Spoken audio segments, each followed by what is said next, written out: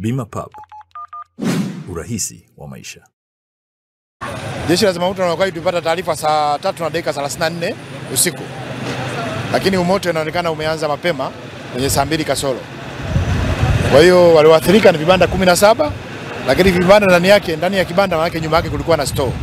Kwa hiyo zimeathirika mali za store pamoja na vibanda hivyo 17. Lakini tunashukuru hakuna majeruhi.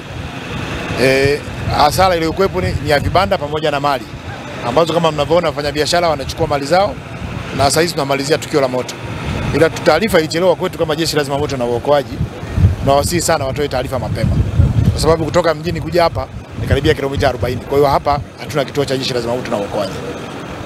Kwa taarifa za awali zinasemaje kuhusiana na chanzo cha moto? Kwa taarifa za awali chanzo mpaka sasa hivi hatujakibaini. Kwa hiyo askari wako kazini wanaendelea kutafuta chanzo cha tukio ili tujue ni nini, lakini nimeanzia hapo kwenye maeneo ya kona na kuelekea kule kwenye maduka yale. Kwa hiyo chanzo manake tutaeleza baadaye. Maduka mangapi ambayo yameteketea? Maduka yaliyoathirika ni 17, na baadhi yake kwenye hayo maduka kuna store za kutunza vifaa vyao.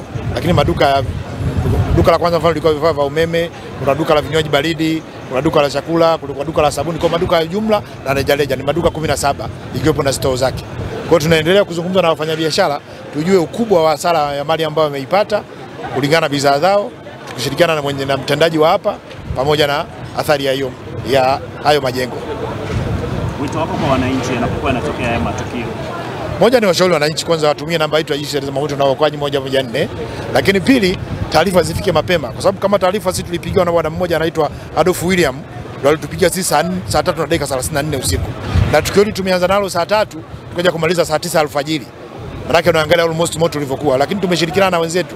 Mfano gari ya Airport Chato tunawashukuru, gari ya mgodi wa GGM na vivyo kuja. Kwa hiyo tulikuwa na gari nyingi, tumechukua muda mrefu, lakini taarifa ingetoka mapema tungefika kwa wakati, nadhani athari isingekuwa kubwa kama hivi ilivyokuwa.